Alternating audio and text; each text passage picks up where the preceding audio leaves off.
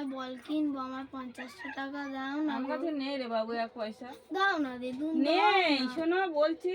দিদুন দাও না। কথা শুনছো না?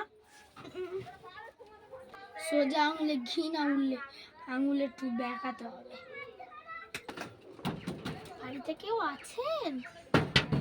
বাড়িতে কেউ আছেন? কি রে মা?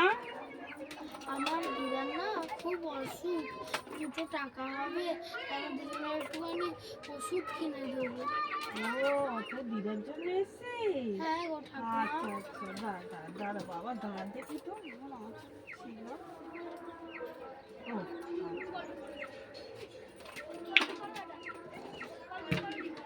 এনে তোর দিদার জন্য ওষুধ কিনে নিয়ে আর এই শোন, তুই রাস্তাতে এই 10টা টাকা দিচ্ছি, রাস্তাতে কিছু খাস, তোর দিদা যেন ভালো হয়ে যায়।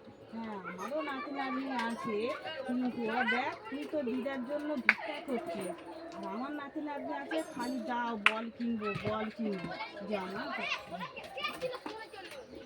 টাটা দিদা, আমি গেলাম বল কিনতে। আমার ঠকারে এইরকম ভালোবেসে টাকা চেয়েছিলাম, তখন টাকা পাইনি, এবার আমি এই টাকা দিয়েই বল হারামজাদা নাতি, তুই আয়, তোর পিঠে আমি বল বাজাবো।